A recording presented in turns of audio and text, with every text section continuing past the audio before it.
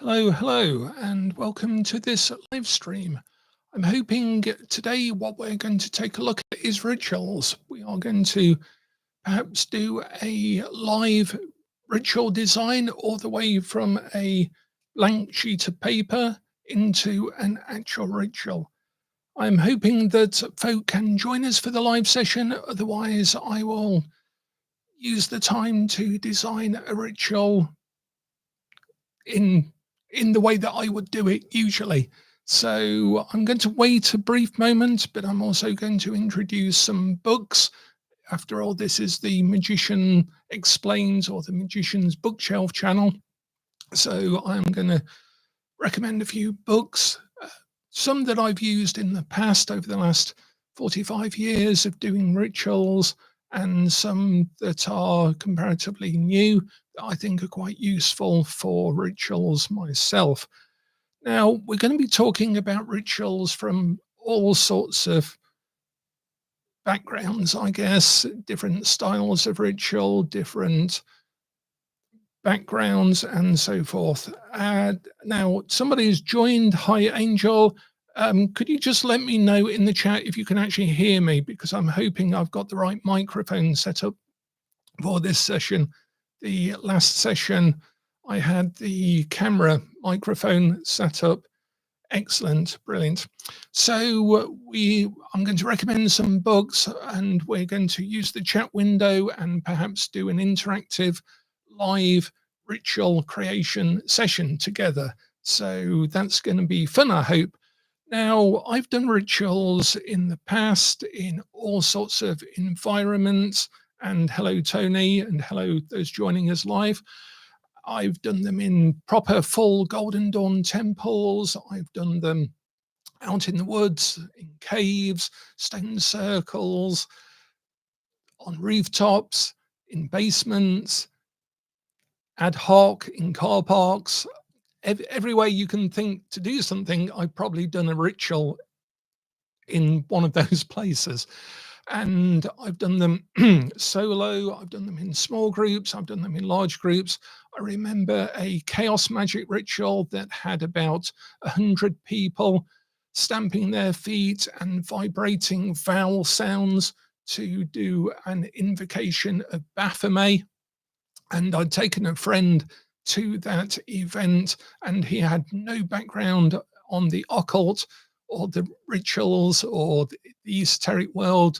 He knew a bit about tarot, but he'd never gone on to a full proper ritual. And so his first experience was a chaos magic ritual with a good 150 people in a room invoking Baphomet. So that was quite an initiation for him. I was reminded as well, this was actually something we produced just in-house. It's not a book that you can buy or anything. It was just for our reference. And this was a ritual we did in 2008 called the Thesmophoria. And this was based on a Greek mystery school ritual. And it's one of the more elaborate rituals that we did as a group at the time. And we started off going to a cave at dawn. We went there just before dawn so that we could greet the dawn. And these photos were taken by the photojournalist Alice Smeets. And we washed our wounds in the water that fell from the cave. You may have seen this picture. I sometimes use it as a bio picture. And we doused ourselves with wounds, and then we washed them. And that was in the morning. And then we did something called scaring the snakes, which was a practice that was done in the Thesmophoria to scare away all of the evil snakes. And then we washed our wounds so that we could greet the sun. And we greeted the sun at dawn. And that was the start of the ritual. It then went on to the top of a local hill overlooking the lake, where we greeted the sun. And we did that at noon. So now it was noon, and we had a a makeshift altar at the trig station overlooking the lake. And then in the evening, we went to the stone circle and we did another part of the ritual at the stone circle. And so by now it was evening and we were starting to flag a little bit. You can see there's me bossing everyone around, everyone being very patient with me, I guess. And we were starting to flag a little bit at this point. And there's a nice picture of one of the attendees getting a well-earned rest. This was now the evening time. And then, of course, we went on, had a party in the evening, and then at midnight, we then did a goddess-centric ritual in our temple at the time. And this concluded the whole sort of event. So the Thesmophoria was a mystery ritual in 4 acts. That was in 2008, so quite a while ago now. Now, we don't have to do a ritual so convoluted, so extravagant. We've done rituals that are more like play acting. We've done rituals that are more like management workshop events and so forth. So today we're going to do a ritual together and we're going to see how we design it. So I have some tools with me, a blank sheet of paper, a tree of life in my head, of course. I've got some notes from different types of ritual, both Wiccan rituals, witchcraft rituals, and more elaborate rituals that we can draw on for our ritual. And excuse me, my main tool set is here. And it's basically, as you would expect, a tarot deck. Tarot deck, very important for rituals. This is a temple in a box, the tarot deck. Now, for me personally, a Hebrew English dictionary, if we're going to do a sort of Kabbalistic inspired ritual or one with occult correspondences, then this is fairly worn now, but this is my Hebrew English dictionary, one of the ones I tend to use, Ben Yehuda's. And we can design rituals based on words, and we can design them based on cards, individual tarot cards. So if we decide to do that, we'll go down that route. Then this should also be in one's head, not the entire book, but the correspondences. So 777, Aleister Crowley, he basically took these correspondences from Francis Barrett and Agrippa, who Francis Barrett had stolen a lot of his work from. Agrippa's 4 books on occult philosophy are full of correspondences. So everything corresponds to something else in occultism, and this is a basis of ritual. We know that, for example, Venus corresponds to the number 7, corresponds to the heptagram, corresponds to pink, corresponds to the incense of a rose, corresponds to the sigil of Venus, corresponds to Netzach on the Tree of Life, and all of these correspondences to each of the deities can be found in here. So if you want to do a ritual that perhaps you have some idea for an Egyptian deity, but you actually want to use an ancient Roman or an ancient Greek deity, then the correspondences will pass one deity over to another so that you can find the deity in your particular pantheon, the pantheon that speaks to you.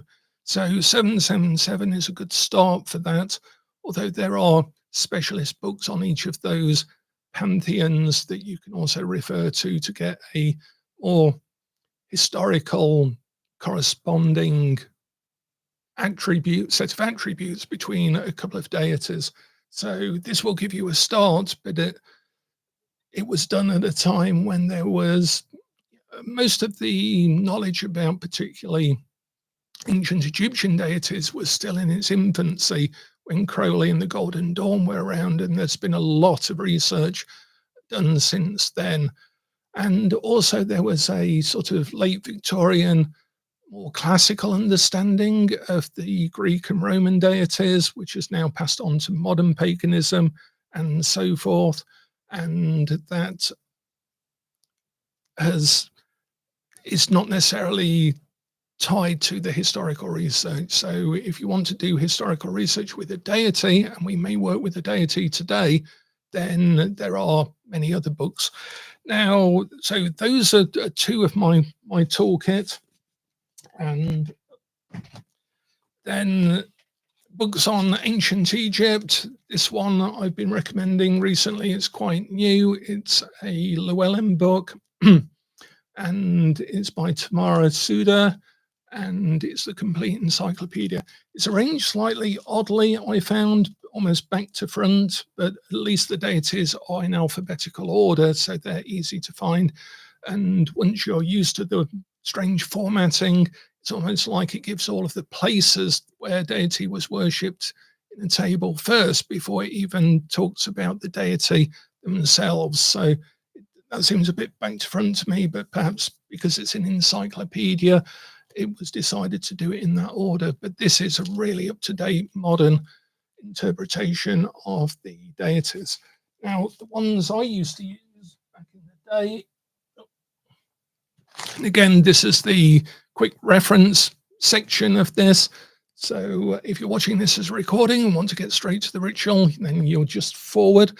Those stuck with me live will have to bide their time. So that one, Dictionary of Egyptian Gods and Goddesses, George Hart and Lurker, Manfred Lurker. This was the one that I did the zodiacal rituals from mainly back in the day. So those are, I think they both still stand the test of time. Might be a bit limited compared to modern books, but these I recommend. And of course, the Book of the Dead, very important if you're working with ancient Egyptian stuff. And in terms of modern understanding, this is, if you're going to buy one book on ancient Egyptian myth, magic, deities, and so on, I recommend this one, Jeremy Nadler's Temple of the Cosmos, the Ancient Egyptian Experience of the Sacred. It's really, really difficult to imagine how excuse me, the ancient Egyptian mindset really worked, because it's so far away from us. It's difficult to understand that even at the time of the Romans, ancient Egypt had already been going 2,000 years. It was ancient. So this tries to give some sort of, and you can see I've referenced it reasonably heavily, an understanding of how the magical in the mundane world worked in terms of your everyday life, your everyday awareness, what that would be like to understand the ancient Egyptian experience of the sacred. Really, really good book, this, and it twisted my head around a lot to really appreciate how the deities really work from an ancient Egyptian correspondence, as much as one can say that one can understand that. So those are those books. But before we start with our ritual, just a few others. If you want to work with more grimoire type stuff, ancient Christian magic, Coptic texts of ritual power, this is full of incantations, chants, healing rituals, all sorts of things going on here. So that's for ancient Christian magic that then became more Gnostic, more grimoire sort of magic. Similarly, magical hymns from Roman Egypt. Again, in terms of, say, for example, if you wanted to do a ritual to Apollo, then this would have something in for you. This is quite interesting because it shows how the Greek, Egyptian, Roman mythoses all tended to merge, particularly for magicians. So there is a lot of crossover between the deities, and hence why we can do correspondences. And then finally, these two books for or Greek lore. I really like this, Mutations by R.C. Hoggart, the Hymns of Orpheus. This is a more poetic version of some of the odes to Orpheus, or by Orpheus, said to be by Orpheus, and the Orphic hymns. And this is a more modern Orphic hymns grimoire. And that's Sarah L. Mastros. And again, this has got rituals in it as well. So, for example, if you wanted to do a ritual to the nymphs, then this has there's a nice one to Lysias Lenios, the liberator of the wine press, to Mother Bacchus of the sacred wine press. And there are the original sort of Orphic hymns in there for more Greek deities, if you want to work with those. I particularly like Hoggard's version because they're really simple, really straightforward. There's, for example, one to clouds and one to Zeus. Zeus, the power of your light thunders, the flowing fire of your voice flashes through lucid clouds. God of wild power, we honor you, grant a good life and noble death. There we go. Nice and to the point. So that's a really nice book as well.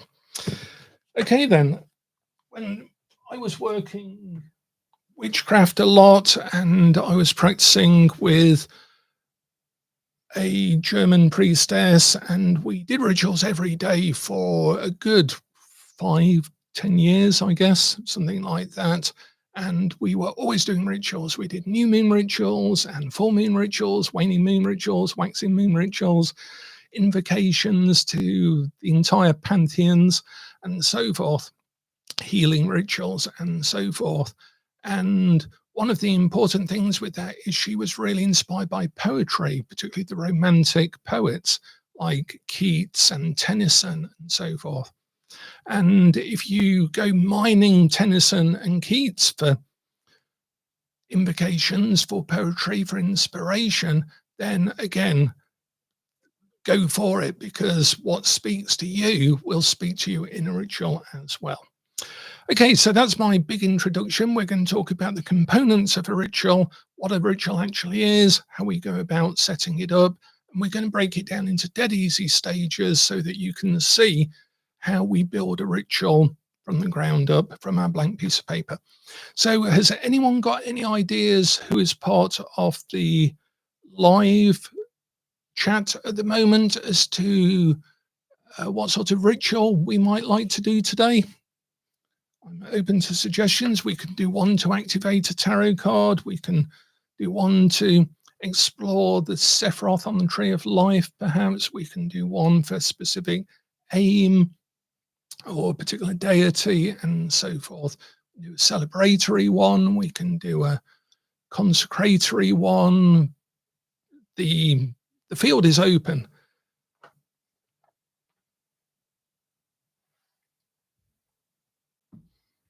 And I'll start writing a couple of things down so that we know what we're doing.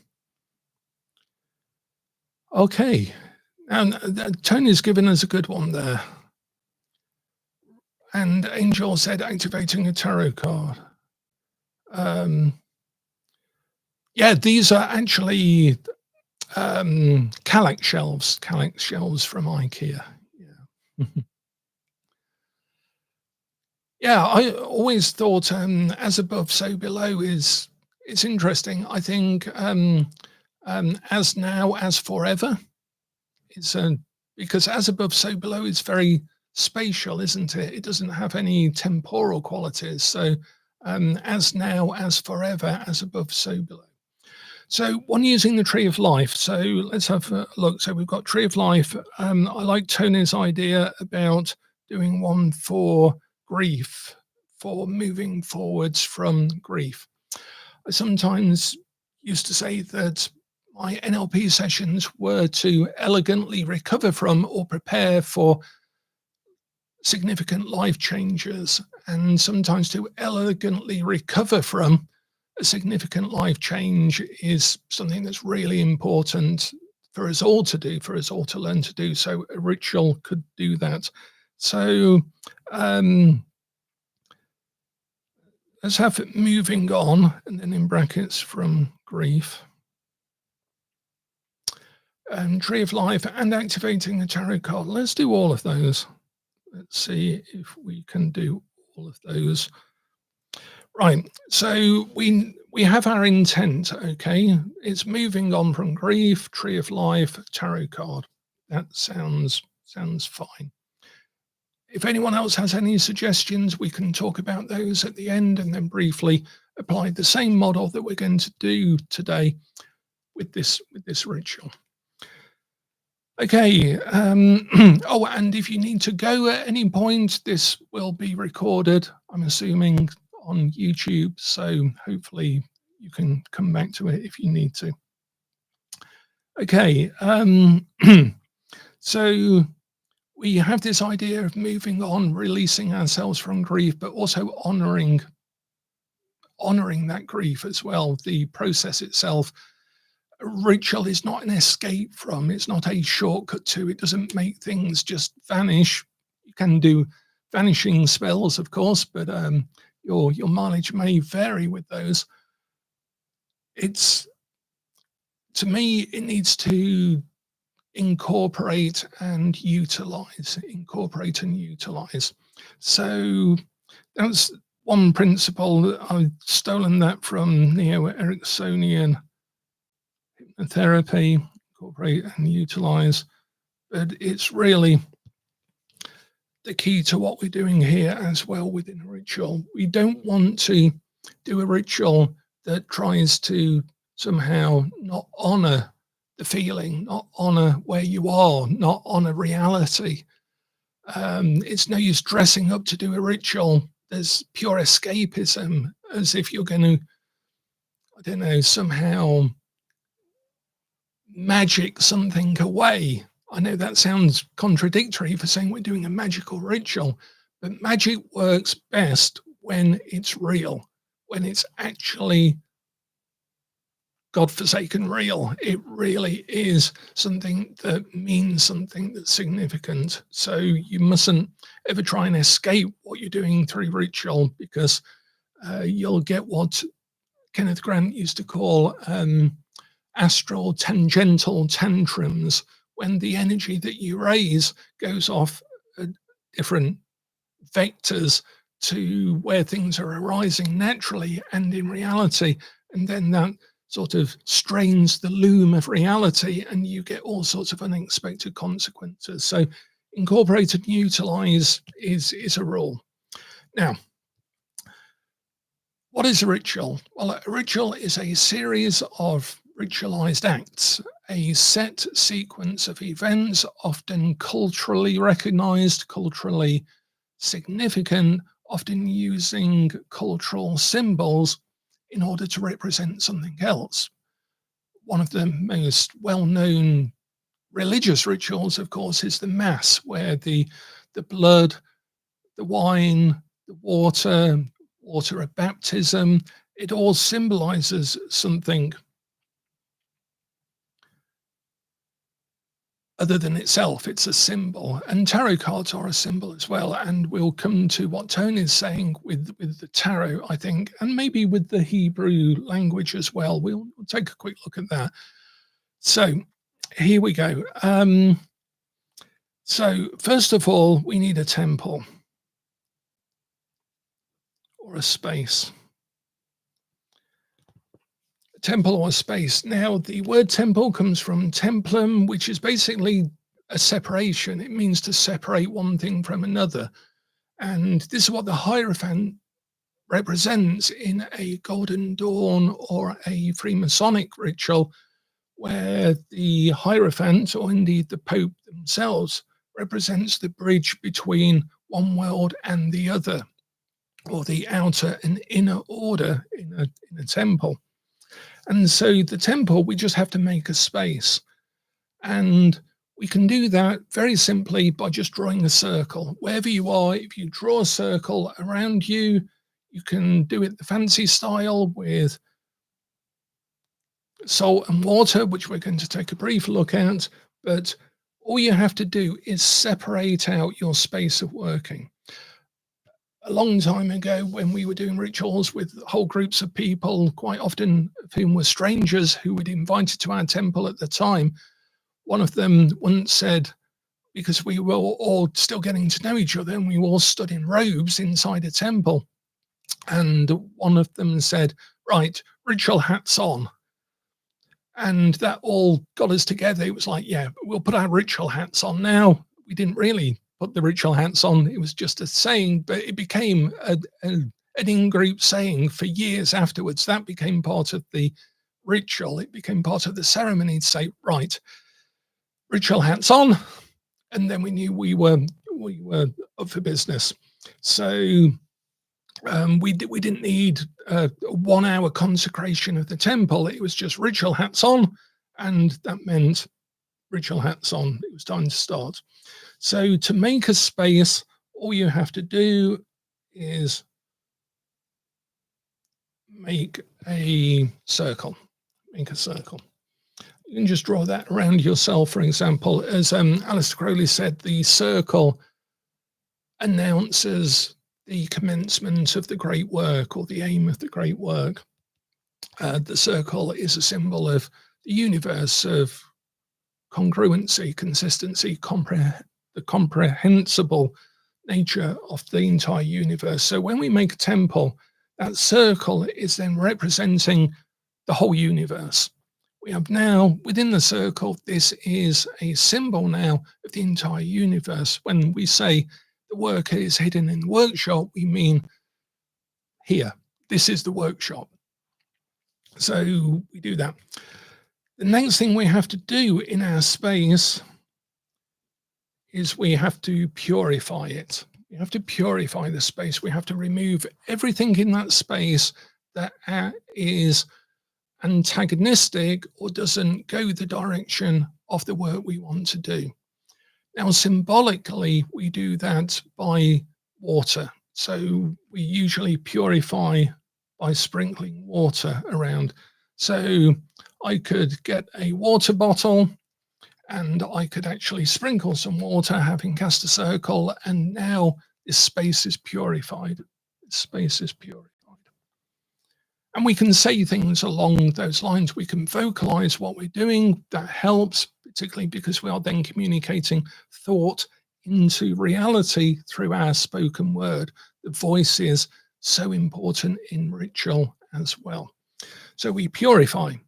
And if you're doing this in a kitchen, then, and you're cooking, your ritual is one of, you're following an ancient recipe, your grandmother's recipe for bread, then you need to purify. You need to clear off all of the dinner from yesterday and everything else in order to start the new ritual. You purify first. And the next thing you have to do is consecrate. Does this make sense so far? In terms of our steps of a ritual. We make a space, we purify it, then we consecrate it. And consecration is basically dedicating everything to a specific aim. This pen is for writing, this is for explaining, this is for talking, the screen is for seeing, and so forth. And we consecrate. We sometimes reconsecrate everything in a temple. We might say this today is for this purpose, and that's a different purpose than the one we used it for in a previous ritual. So we consecrate. Quite often we don't have to consecrate something that we've already consecrated. For example, if you're a fancy Golden Dawn adept and using a big lotus wand, then there's quite a long ritual to consecrate that, and you don't consecrate it again. You don't have to reconsecrate that particular magical symbol, that magical paraphernalia again. If someone touches it, you do. A friend of mine left his lotus wand in his temple. Some workmen were there to fix the window. They walked in. one of them just picked up this lotus wand and said, "Oi, what's this, mate?" And my friend looked at it and said, "It's about 3 hours work," because as soon as the builder touched it, that deconsecrates it, because part of the consecration is dedicating it to one aim, which is every time you hold it, you are invoking the force of the zodiac, depending on where you're holding it, and therefore it being touched by someone else in that context at least means you have to reconsecrate it. And that's why you keep it out the way of people. So we've made a space, we purified, we've consecrated. We next banish. We need to do that before we invoke. So we then banish. And basically this is to equilibrate a sort of baseline. It sounds God, I can't write this evening. A baseline. So basically this is sort of like resetting all of your dials to 0 so that you can actually see what's going on in the ritual itself. So we banish, and you can banish using salt and water. That's a good banishing, simple banishing. Excuse me. And we'll take a look at that as well in a moment. So make a space, purify, consecrate, banish, and you can just sort of yell out, "Ho ye profane, do not enter this place of sacred working, lest ye tread upon the secrets of the ancient mysteries." And making that statement out loud is a banishing. As someone said, what is it? Sudden prayers make God jump. So you banish by going, "Ha," like that, and then that's a good enough banishing. Now, for myself and for Golden Dawn adherents and some Thelemites, then we use what's called the lesser banishing ritual of the pentagram, which I can briefly demonstrate from a sat position. I'm not going to trip around the room doing it tonight, but we do a banishing ritual with a pentagram at each of the 4 quarters. You'll notice that there's an angel up here and the same angel on the card over there, and there's something over there. And basically I have the 4 quarters protected in this room as well. So yeah, as Tony is saying, yep, you can visualize while having a bath. You can purify and consecrate yourself first. That's particularly in the Grimoire tradition, you'd go through a whole series of purifications, consecrations, and sometimes a bit like the ancient Egyptian Book of the Dead or Coming Forth by Day, you would do confessions as well to purify your soul. You would confess out loud all of the things where you had sinned, and that would then put you in a clean, nice space to do the ritual with a clean heart, with a pure heart, and so forth. Okay, so what have we got? Temple, space, purify, consecrate, banish. And then what we do is we invoke.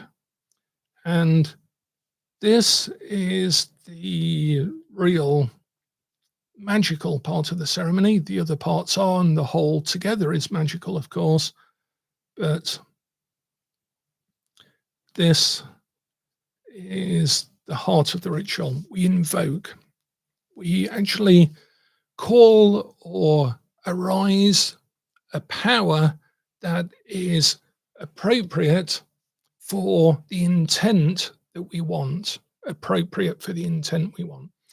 In the Golden Dawn tradition, we say you have to call upon the highest God name you know, and then work downwards. So it's like you go to the boss and say, "Can I have one of the lesser angels of the week to do this particular task? I don't need to bother you," but you talk to the divine first. You use the most divine holy name in the uppermost world, and you say, "In the name of Yod Hey Vow Hey, in the grace of the cherubim And with the force and power of the Archangel Michael, I then call upon the angel Chassion in order to do this particular energy.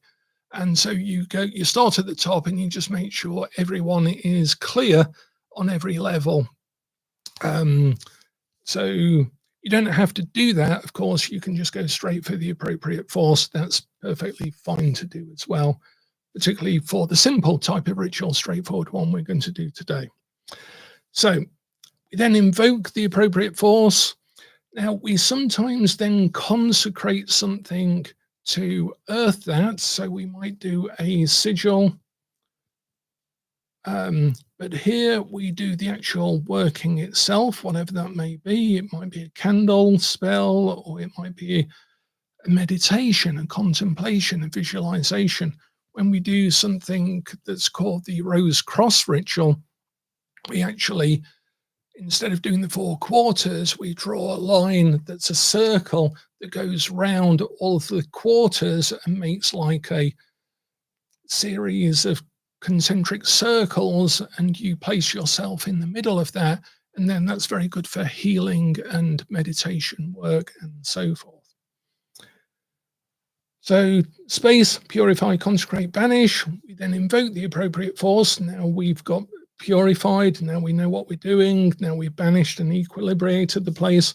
We now have thrown everything out of balance by invoking one specific force with no balancing force, and this is what then does the magic. My sort of current model of this is that, in effect, if the universe is arising constantly and we are aware of that, then in effect, when we're doing a ritual, we are resonating something like a tuning fork and actually just allowing it to arise to a particular tone or note that we choose. Generally speaking, the universe is arising out of itself with no problem at all.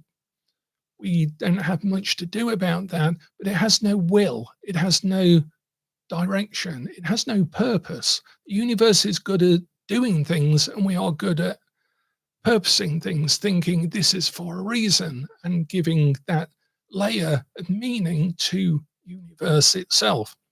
See, I think people sometimes get it the wrong way around. They think that the universe has a purpose and we have to do things somehow to that purpose, to discover the purpose of the universe and then to do things. But it's, to a magician, I think it's the other way around. Certainly from 45 years of testing it, to me, it's almost certainly the other way around. It's the universe does things if we get out of the way of it and we give purpose and meaning to it. There's no inherent purpose or meaning in the universe whatsoever. That's not to say it's not important, but in fact quite the opposite. But for the sake of this context, we invoke the appropriate force in order to give some meaning to the universe, and then the universe starts to do things that then arise to that frequency more than this frequency or the frequency that was arising, what you might call naturally. And so we're not changing anything, we are not commanding anything, we are not doing anything supernatural. We are doing something that is actually quite natural within the arisingness of the universe itself. Does that make sense? That's a sort of philosophical, I guess, gloss to it. You don't have to know why it works or even necessarily have the best model of why it works. It just works. As I think it was Crowley as well, he said something like, it doesn't matter if you believe whether the gods and demons exist, it just matters that you know what to do with them when you've called them. Okay. Excuse me. Okay, and once we've invoked, guess what we do? Once we've done the sigil or the particular working, and for a release thing, that's usually destroying something, tearing something up that has some significance or meaning. In chaos magic, there's a great ritual where you spend a long time building, constructing a magical weapon like a staff that you would have done in a Golden Dawn tradition, and then you do a ritual where you destroy it. And it's a really powerful thing to do, because it just breaks your attachment to things, to the importance of things, and so on. And of course, we're doing these rituals in order to engage with life, not escape it, not to gloss more meaning around the universe. We're doing it to break through to the truth of things at heart. Okay, so purify, consecrate, banish, invoke, sigil. Guess then, can anyone guess what we then do once we've done the working? We're now in the middle of the sort of working, and now we need to come out the other end. So guess what we do next?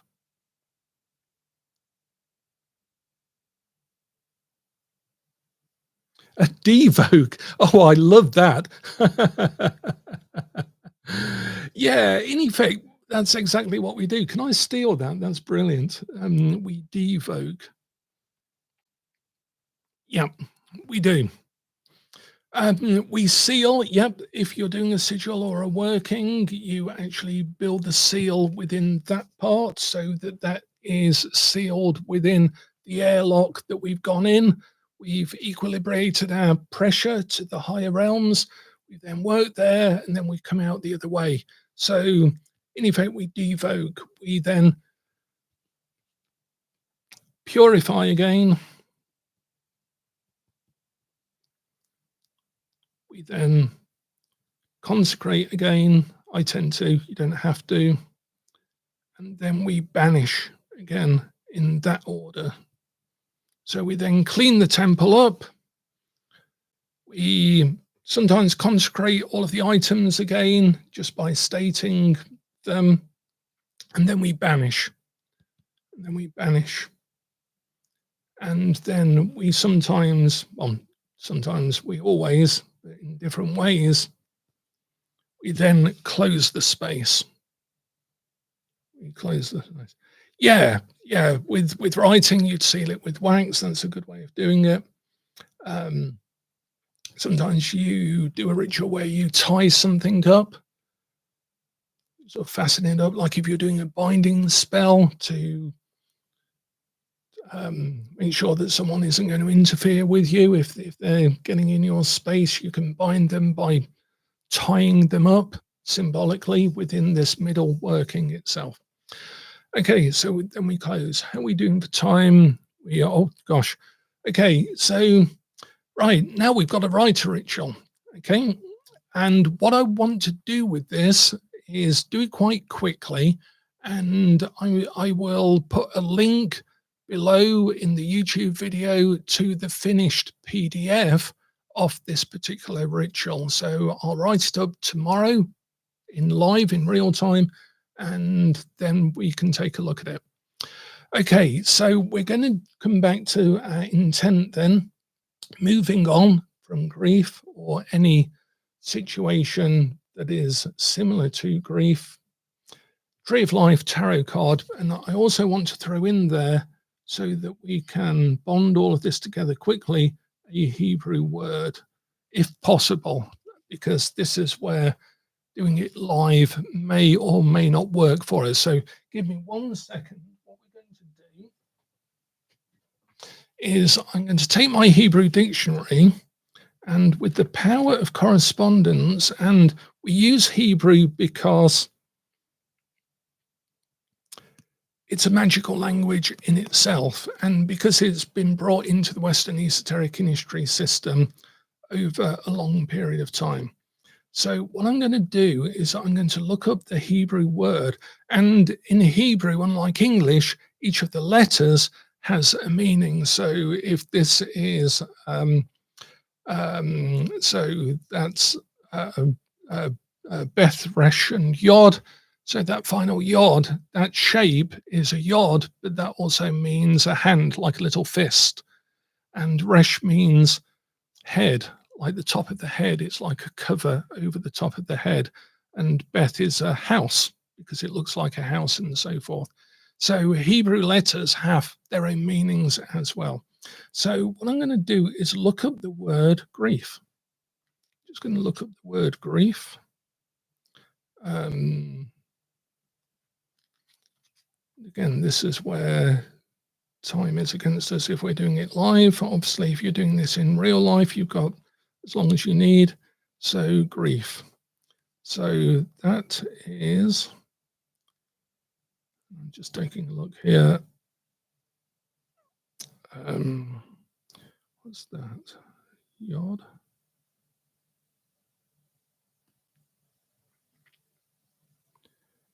Right, what I'm just going to do is take a picture of that on my phone camera so I can see what the hell I'm doing.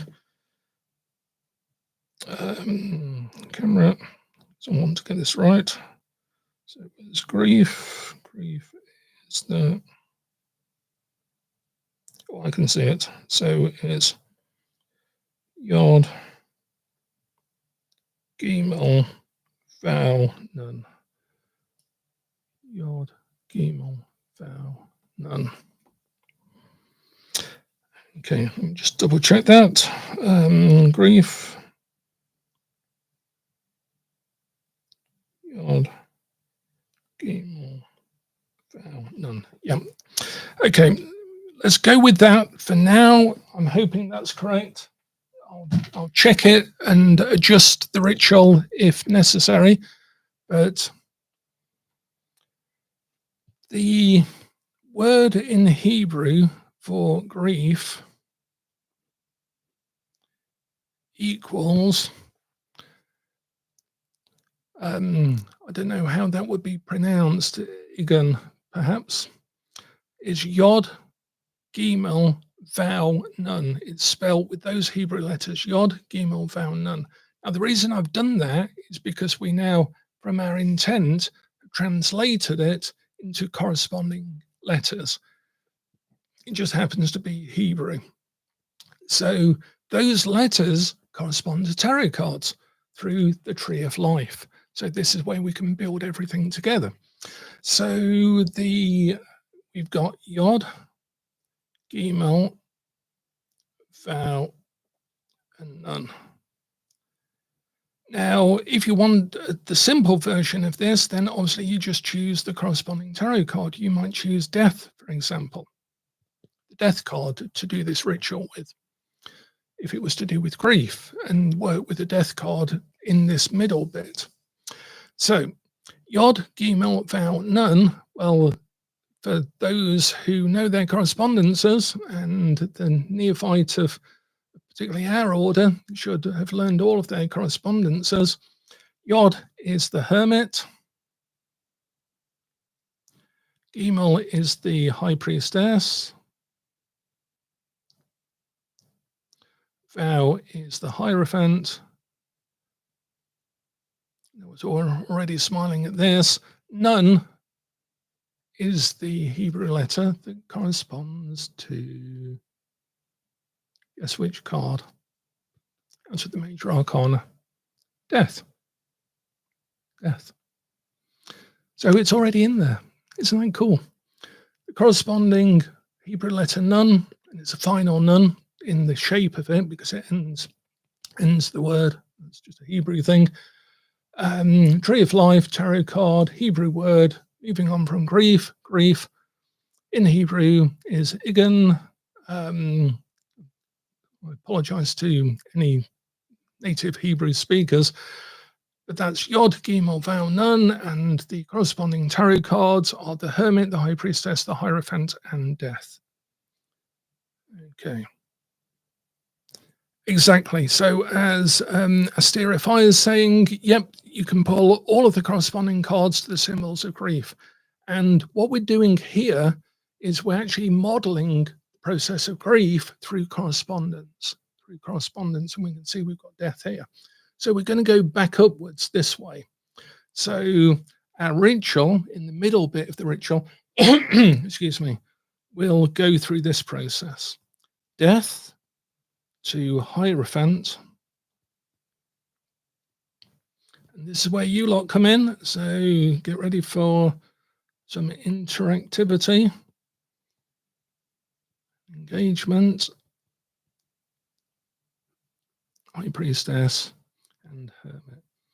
And this is where you will realize that all of your tarot, all of the tarot study that you've ever done in your life has prepared you to be an excellent magician. You've already got all of the basis, your language for doing any ritual you want.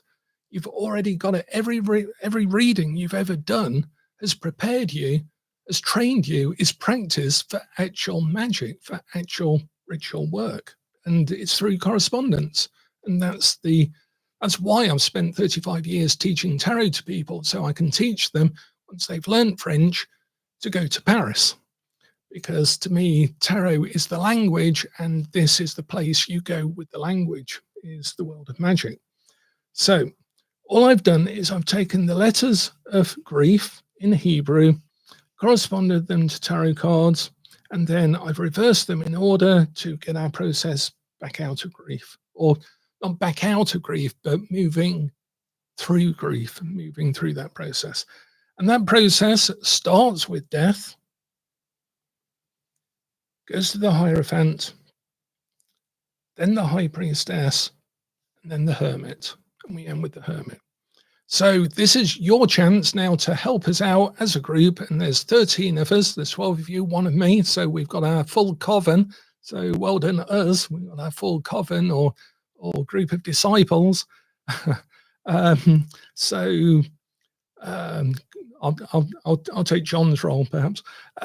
Death, Hierophant, High Priestess, Hermit. So can you, any of you in the group, give me an action that we could do? So we lay out those tarot cards on our altar in the middle of the temple, on our kitchen table, by our bedside, wherever it may be. Death, the Hierophant, the High Priestess, and the Hermit. And what would we do for death? In a ritual, what could we do simply? We can bring in things into the ritual, any objects, any tools that you want, anything to symbolize death.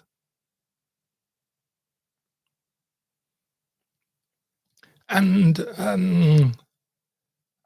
Sarah, fire, you'll realize, of course, that now you can take any process that a client wants.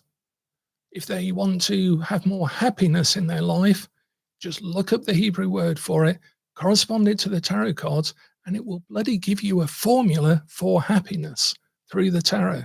It's bonkers just how universal it is.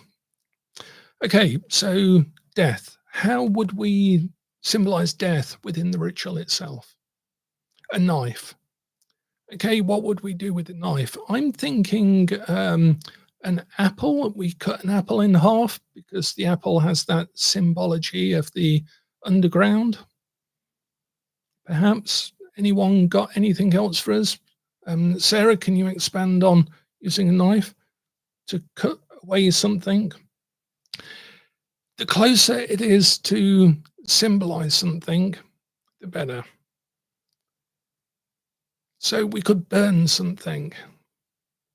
So, yeah, now it's interesting that we're going for destructive things, which death is. It's the destruction of the physical presence of somebody. It's the end of that phase, that arising nature of their presence. Doesn't mean the presence has gone. It just means that time of their physicality has gone to the rest of us. A dead branch. Okay, a dead branch. Okay, let's go with what do we think? Tony, have you got any ideas? Do any of those speak to you particularly?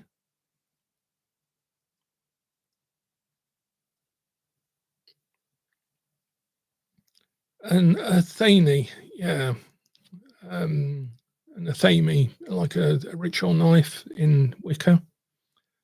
A memory of a deceased one, black cloth covering the knife. Brilliant. You can see this is excellent. You see how now easy, once you've got the structure and the pattern, you can build in your own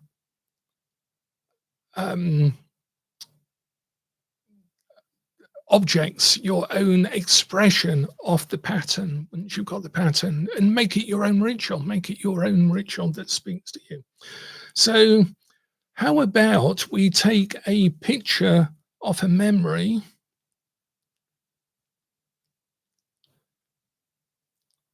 and then we cover it in a black cloth. In a black cloth. Yeah. So it just means the picture is still there, and symbolically the memory is still there, but now the physical presence has passed in time. It's still there in time. It's just we live in a very linear, very limited view of time. It's just that person is still there. We are still there in that time. It's just we tend to live in a present moment, and it escapes us that everything is existing all of the time in all places. So we cover it in black cloth. Does that make sense? Does that sound okay? Now, the Hierophant, what do we do with the Hierophant? And this can be something extra to this. It can be something that mutates this.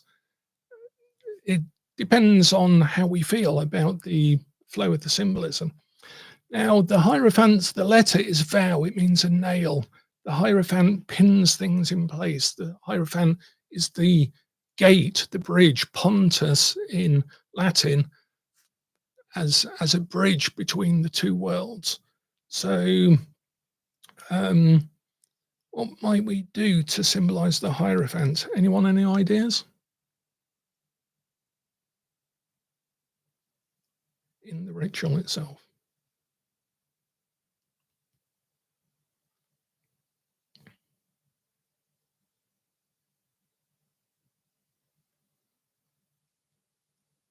As above, so below. Yeah.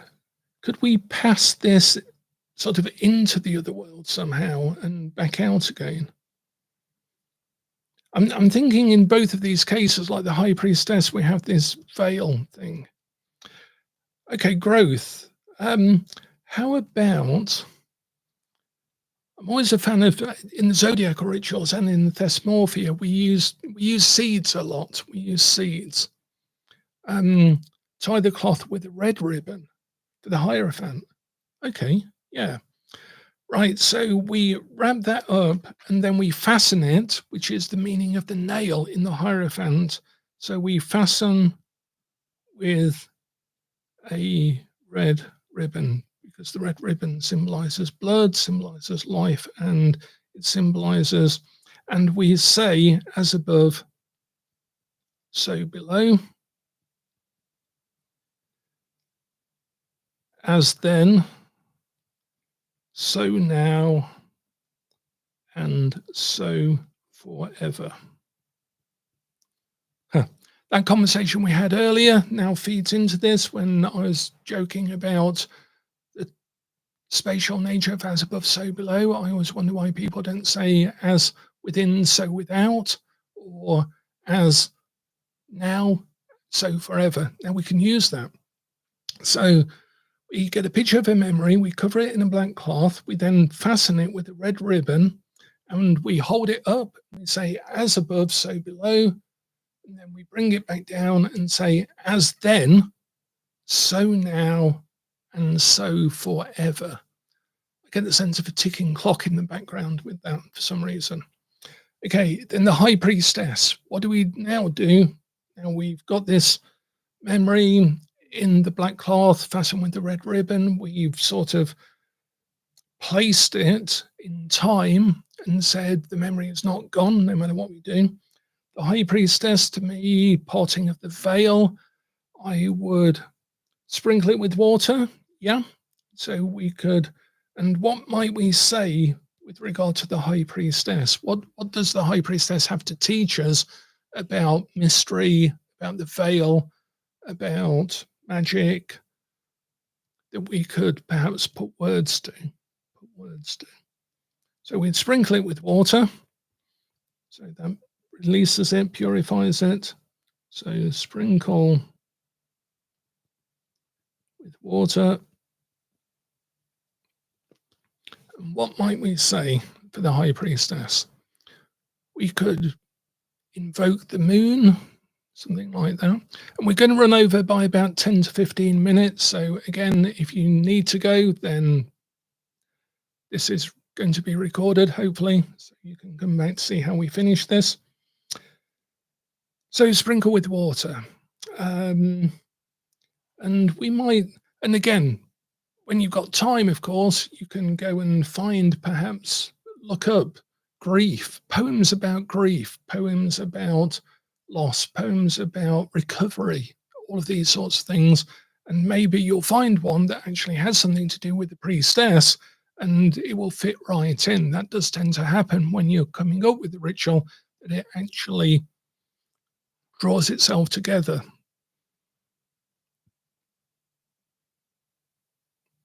Okay, brilliant. So Tony's given us some words, so we then undo.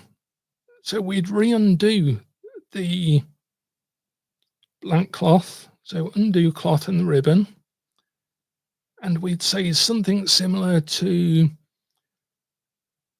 yes, the pomegranate seeds is a good symbol through this, and also planting them and so forth, because that's built in with the death and rebirth nature. But that's more to do with death and rebirth, not necessarily to do with the grief that we're really trying to focus in. So yeah, that seed idea I was thinking of, but then I sort of put it to one side because that's more about the continuity of life and death and rebirth and so forth, not specifically about the process of reorientating ourselves to the reality of all time in order to work through and contextualize grief without banishing it entirely or trying to banish it, which would be a fool's errand. Okay, so we would then say, High Priestess, help me see forth through the veil of time, perhaps, and so forth. And we just make a little 4-line verse, something to do that. What is lost is still present. Okay, so I've just made some notes for that, and I'll write that up a little bit for tomorrow and then put a thing together. And then finally, we've got the hermit. So now immediately in my head, and strangely enough, I did a meme today for the hermit. That's just lighting a candle, surely. Surely that's just lighting a candle. The hermit is Yod, which is that little symbol I showed you, which is like a little flame as well, but it's a fist. So to me, the hermit needs to be nothing more complicated than lighting a candle in the memory of the person, if it's about a person. And then we allow that candle to burn down, or we choose deliberately to blow it out, so that releases the attachment to the physicality and the presence, the physical presence of the person or the situation that we are no longer in. Yeah, makes sense. And this is like, you could have a lantern. You could have a lantern like the, oops, where am I going? Lantern like that with a candle in it, and then just light that, and then sit in silence for a while, because this, even though it's quite a simple process, because it's embedded with the tarot, and we know deep down it's embedded, this has come from grief. This ritual is literally built on grief. It is literally constructed off grief and the passage through it, letter by letter, and that's all we've done. So you could do the same with a tarot card. You could just have the death card and then work out how you would invoke that, do a working with it in some way, and then you would purify, consecrate, banish, and close. Make sense? So that's really the heart of quickly coming up with a ritual that is constructed on correspondences, it's constructed on magical principles. It would be not alien to an ancient Egyptian priest or a Golden Dawn practitioner or a Thelemite or a Coptic ritual magician or a Greco-Roman diviner or necromancer or spellcaster, medieval spellcaster or whatever, because we are using the same system, the same universal construction of a ritual. Now, just before we close off, I just wanted to give you a quick idea of the purification, consecration, and banishing that I would use, and I'll write in for us for this ritual itself, just the words, because the actual action is fairly straightforward. It is just casting a circle with your finger. Just briefly, I remember doing a I'll take some questions at the end, if someone reminds me. One particular ritual that we did a long time ago in a temple when my son was, I think he's in his 30s now.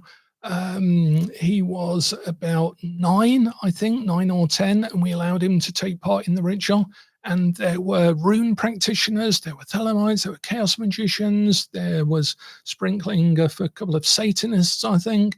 There were us Golden Dawn type people, me representing witchcraft. There was a guy doing shamanism. And what we did for that particular ritual was we got everyone to cast the circle and do a banishing in their own tradition, in their own style. So the chaos magician did their thing with the vows and vibrations and the weird dancing. The rune practitioner did the runes. The Satanist invoked Lucifer at the 4 quarters, whatever it was, and so on and so on. And we each did our thing. Now we finished doing that, and that was the main part of the ritual. And then we said to my son, do you want to go? And he sort of nodded. He walked into the middle of this circle. So there were about 14 of us at the time in a circle, maybe a bit more. And my son just sort of got his finger and pointed. And then he slowly did a circle. And you could tell that he didn't know he was supposed to be making it up. For a child, there's very little difference between imagination and reality. And I kid you not, by the time he'd sort of worked round, some of the occult practitioners in the temple were literally sort of taking a step back as he sort of went round to get out of the way of this circle that he was casting. You could hear it and see it sizzling, this blue fire around the temple and stuff. Because as a 10-year-old, he didn't know that we were supposed to be making it up. As adults, we all had to make it up and try and make it real. We used to have the ability that we didn't have to do that. And my son was a very good reminder of that day. And it always inspired me to try and find that place inside myself where I hadn't been taught that some things are just made up and aren't real and therefore aren't important, which, as we all know, is not true at all about our feelings, our thoughts, about our intent, our will, and everything else in life, our spirituality, never mind our magic. So yeah, you can just cast a circle. So these are the ones, this one I use for witchcraft type things, and when I cast the circle, I would say, I conjure thee, O circle of power, by thy be. It's been a while since I did a witchcraft ritual. That there'll be a boundary between the world of men and the realms of the mighty ones. I further charge thee to protect and preserve the power that we shall raise within thee in the divine name of, and then the deity name that I'd be working with. And then I would get the athame, and in the water to purify it, I would say, I exercise thee, O creature of water, and cast out from thee all the impurities and uncleanliness of the spirits of phantasm in the name of, and then the deity that I'm working with. And then with the salt, hold the athame over it, make a little pentagram. You can do it with a finger. Blessing be upon thee, O creature of salt. Let all malignity and hindrance be cast henceforth from thee, and let all good enter in, ever mindful that as water purifies the body, so salt purifies the soul. Wherefore do I bless and consecrate thee in the divine name of, and then the deity that we're working with. And then in terms of sprinkling the water and using a candle or incense to consecrate the temple, to walk around it with fire. And again, with all of these things, be careful you don't set. I had a high priestess set light to her robe, which went up like a flame, and suddenly we were doing a skyclad ritual. So just be careful of candles on the floor if you're doing ritual. So, so therefore, first the priest who governeth the work of fire sprinkle with the lustral waters of the loud resounding sea. And that's what I'd say when I'm sprinkling the water. And that's a Chaldean quote, and I'll put this in the document as well. There's a simpler one and a more convoluted one that you can choose to use. Or you can just say, I sprinkle with this water to make this place pure. That's all you need to do. As long as your intent is there, that's all the words need to do. And then I get the incense or the candle and go round and say in a circle. So therefore, first the priest who governeth the works of fire must sprinkle with the lustral waters of the loud resounding sea, with the water and with the fire. And then when all the phantoms have departed, thou shalt hear the voice of the fire. That fire that darts and flashes throughout the hidden depths of the universe, hear thou the voice of the fire. And then sometimes ring a bell at that point. A bell is a good way to start and end a ritual. It vibrates out, it reminds us of magical resonance, and that's why we sometimes use a bell. Hear thou the voice of the fire. And that's basically it for the purification and consecration and the setting of the circle. But you can do it as simply as I make this place a place of magical working for the working that I intend to do today, which is the working through grief. And you can draw a circle around. I purify this place with water so that it becomes a place of purification. Water. I consecrate this place with fire, with incense, with a lit candle. I consecrate this place to my working, which is a working of grief. Then you'd have those cards laid out that we've already chosen, and you do those actions, say a few words, and then reverse it as well. In terms of banishing, I'm not going to cover that. Well, I don't think we've got time to cover that, but I tend to do what's called the lesser banishing ritual of the pentagram. It is a Kabbalistic ritual, and there's a Thelemic version called the Star Ruby. There's a Wiccan version and a witchcraft version. But in the witchcraft version, I would tend to just do what's called calling the four quarters. So that's Beralda, Niska, Gob, and Beralda, Niska, Gob, and Jin for fire in the four quarters. With the Kabbalistic cross, it's Arte, Malkuth, Vekabora, Vekadula, Amen. Then draw a circle, do your pentagrams, call on the four archangels in that case, and there's your banishing. Basically, the banishing is just to set your quarters and equilibrate the space. So you have fire, water, air, and earth, and therefore your space is balanced. It's like you're now on a level playing field.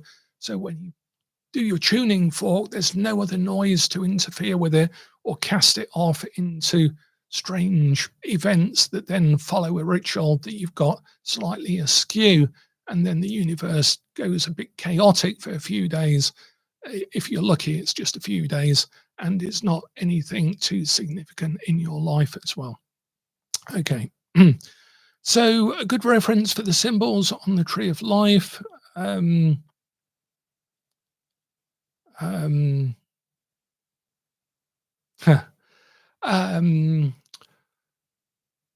It depends. The best book for the Sephiroth, I'm just seeing if it's to hand. I've been doing a series of shorts on YouTube where every day I'm recommending 5 books or 4 books or just 1 book at the moment for all sorts of subjects. And I have done a few for the Sephiroth. It's a book called The Sephiroth, and darned if I can't see it on my easy to hand shelf just there. It's probably still in a pile waiting to go back up on one of the shelves. It might be downstairs in a pile of about 1,000 books that are in my kitchen at the moment. Okay, I'll find that book. I'll find that Sephiroth book. I'll just make a note. Sephiroth book. Who was that for? That's for Esoteric. And I'll put that in the link in the comments on this video, so people watching this video, if anyone watches it thereafter, will have a link to that as well. It's called the Sephiroth, and it's basically talks about each of the Sephiroth from a very traditional Kabbalistic point of view, but that gives you the whole nature of each of them and the likely symbols that then go with it. My book on it is the Magician's Kabbalah. Operators are standing by to take your call, and that has a lot of this stuff in it, basically, for the Tree of Life itself, and it looks at how we use it in initiation, in magic, and the occult. That's my sales pitch for today.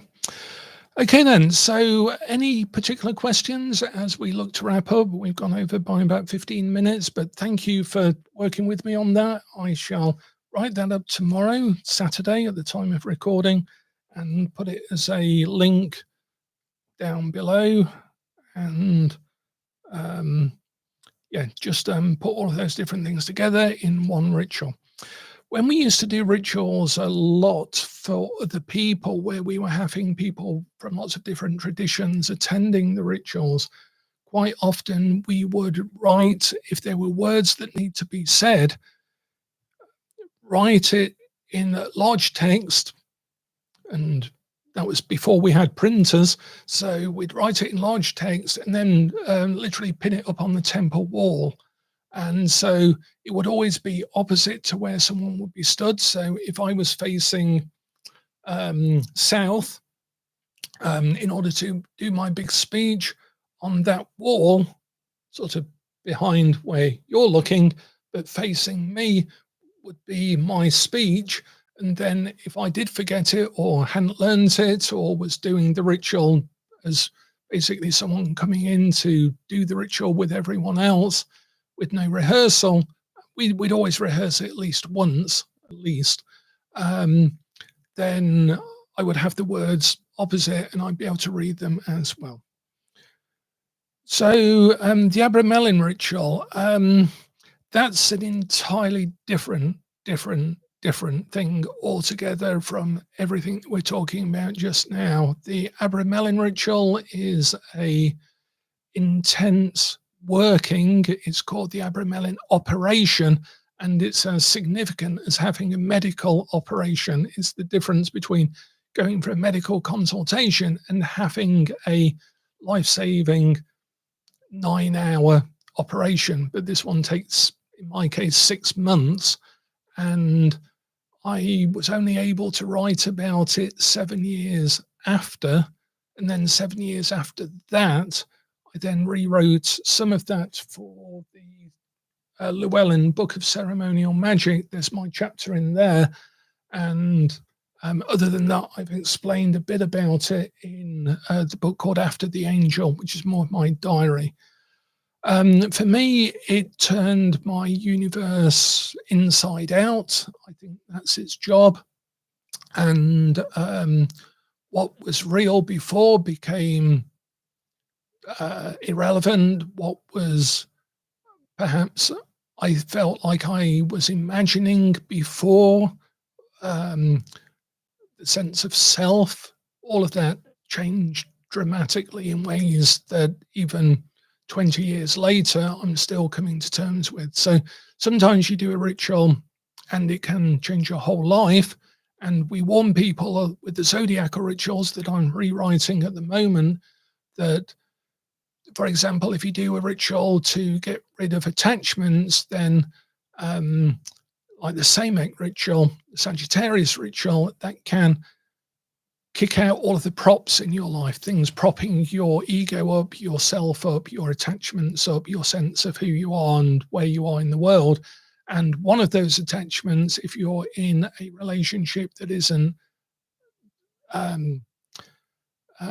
what's the word, open, in not an open relationship sense, but in a attachment sense, that you are free within the relationship, then it will kick that prop away as well. It will go for the easiest things first. And ritual and magic and that tuning fork doesn't care if it's tuning itself to a beautiful, expensive vase that is your entire life savings. And it doesn't care that when it vibrates that particular material in your life, that it shatters it entirely. So with ritual, you do, if you are putting your will into it, and particularly extended rituals or linked rituals, gated spreads, for example, yeah, it can be life changing. So that's why it's best not to go into them without some structure.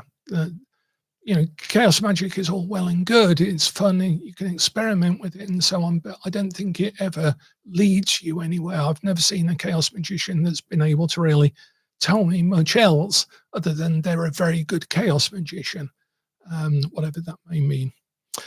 Okay, then. So, and that's the difference between what I teach, Western esoteric initiatory.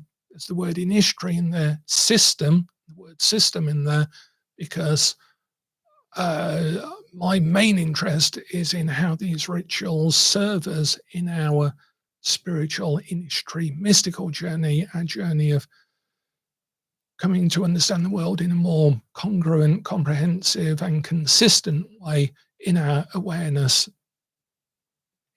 in our relationship with the universe itself. So that's how I see these rituals, as serving that, testing it, experimenting with that, teaching us from it as well. Rituals always teach you something as well.